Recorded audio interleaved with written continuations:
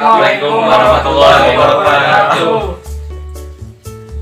Kami dari kelompok Nanjung akan mempresentasikan sebuah makalah pendidikan agama Islam tentang pembinaan akhlak dalam kehidupan.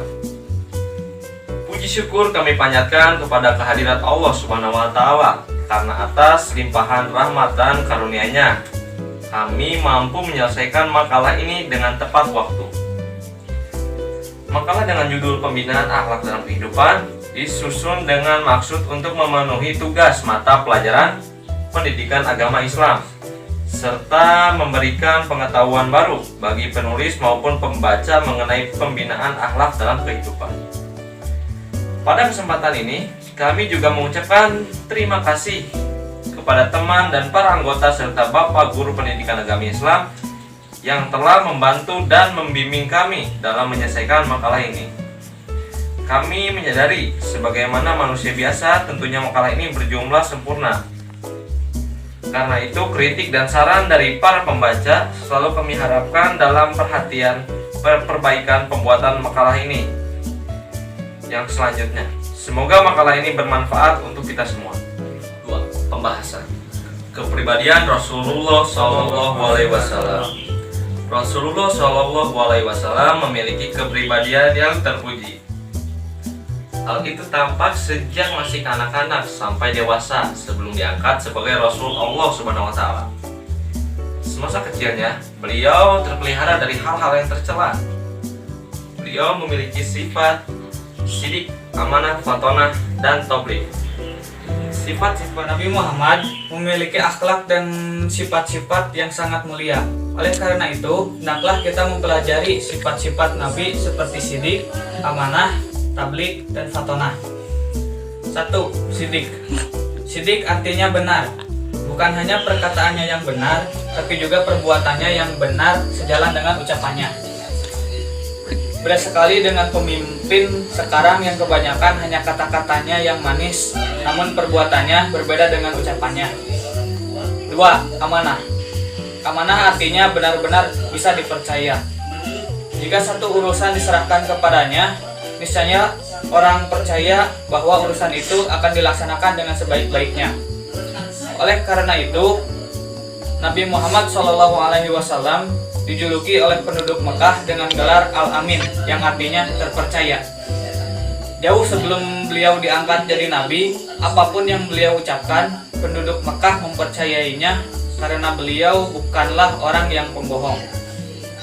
3. Tabligh. Tabligh artinya menyampaikan.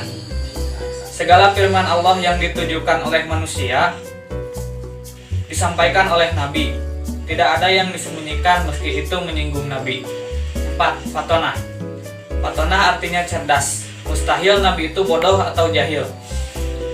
Dalam menyampaikan 6.236 ayat Al-Quran, kemudian menjelaskannya dalam puluhan ribu hadis, membutuhkan kecerdasan yang luar biasa. Nabi harus mampu menjelaskan firman-firman Allah kepada kaumnya sehingga mereka mau masuk ke dalam Islam. Nabi juga mampu berdebat dengan orang-orang kafir dengan cara yang sebaik-baiknya. Apalagi Nabi mampu mengatur umatnya sehingga dari bangsa Arab yang bodoh dan terpecah belah serta saling perang antar suku menjadi satu bangsa yang berbudaya dan berpengetahuan dalam satu negara yang besar dalam 100 tahun melebihi luas Eropa. Itu semua membutuhkan kecerdasan yang luar biasa. Ikhlas. Arti dari ikhlas secara bahasa bermakna bersih dari kotoran dan menjadikan sesuatu bersih dari kotoran. Sedangkan secara istilah, ikhlas berarti mengharapkan ridha Allah Subhanahu wa Ta'ala saja dalam beramal tanpa menyekutukannya dengan yang lain.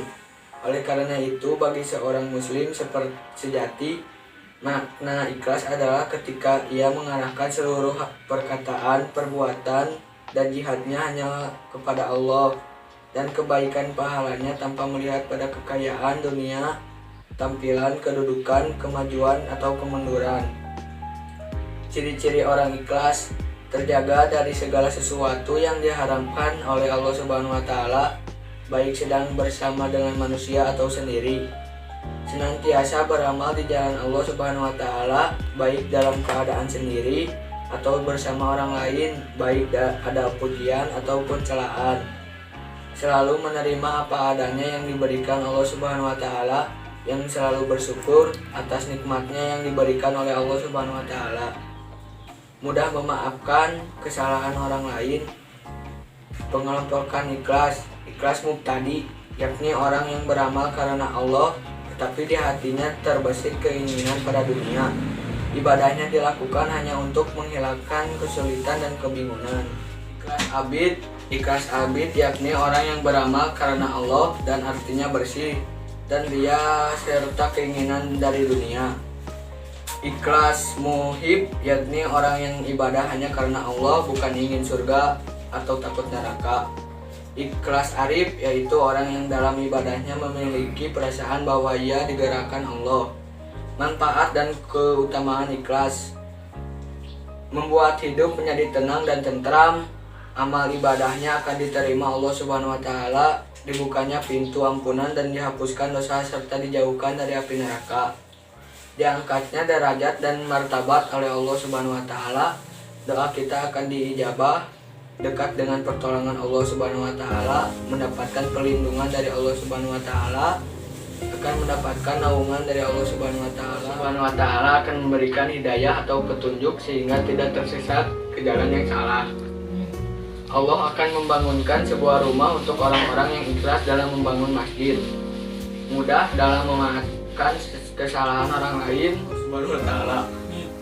Cara agar kita dapat mencapai rasa ikhlas adalah dengan mengosongkan pikiran di saat kita sedang beribadah kepada Allah Subhanahu wa taala. 2. Sabar. Sabar berasal dari bahasa Arab, dari akar sabara, hanya tidak yang berada di belakang hurufnya karena dia tidak biasa berdiri sendiri. Sabara ala berarti bersabar atau tabah hati. Sabaraan berarti memohon dan mencegah. Sabarabihi berarti menanggung. Sabar dalam bahasa Indonesia berarti: pertama, tahan menghadapi cobaan seperti tidak lekas marah, tidak lekas putus asa, dan tidak lekas patah hati. Sabar dengan pengertian seperti ini juga disebut tabah. Kedua, sabar berarti tenang, tidak terburu-buru, dan tidak tergesa-gesa. Dalam Kamus Besar Ilmu Pengetahuan, sabar merupakan istilah agama yang berarti sikap menderita, hati-hati dalam bertindak, tahan uji dalam mengabdi mengembang perintah-perintah Allah, serta tahan dari godaan dan cobaan duniawi. Dalam ilmu fikih, sabar didefinisikan sebagai tabah, yakni menahan diri dari melakukan hal-hal yang bertentangan dengan ilmu Islam, baik dalam keadaan lapang maupun sulit, mampu mengendalikan nafsu yang dapat menggoncang iman. Menurut Al-Quran Surat Ali Imran ayat 146-147 adalah yang apabila ditimpa musibah tidak menjadi lemah, lesu, dan menyerah dengan keadaan yang terjepit. Bahkan bila ditimpa musibah, orang yang sabar berdoa memohon keampunan kepada Allah Subhanahu wa taala atas dosa-dosa dan tindakan-tindakan yang menimpa batas-batas hukum yang telah ditetapkan Allah Subhanahu wa taala. Sabar menurut Ibnu Katsir ada 3 macam. 1. Sabar dalam meninggalkan hal yang diharamkan dan dosa. 2. Sabar dalam melakukan kekuatan dan kedekatan kepada Allah. 3. Sabar dalam menghadapi bencana dan petaka. Ibnu Qayyim al-Jauziyah membagi motivasi sabar dalam 3 macam. 1. Sabar dengan pertolongan Allah. 2. Sabar karena Allah. 3. Sabar bersama Allah.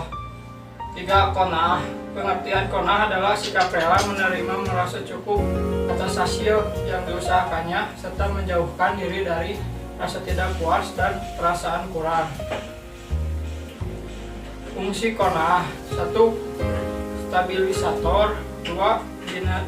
Dinamisator. 4. Sajaah.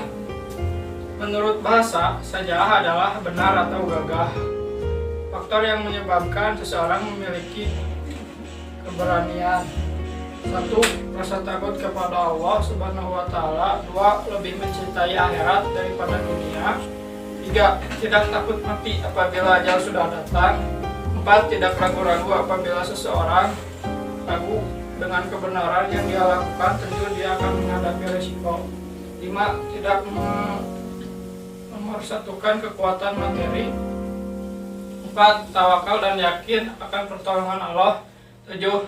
Hasil pendidikan, sikap berani lahir melalui pendidikan yang diterapkan di rumah, sekolah, maupun di lingkungan.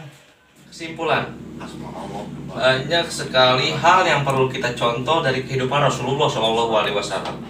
Karena beliau memang diutus oleh Allah Subhanahu wa Ta'ala untuk memperbaiki budi pekerti. Sekian dulu dari kelompok kami. Wassalamualaikum warahmatullahi wabarakatuh.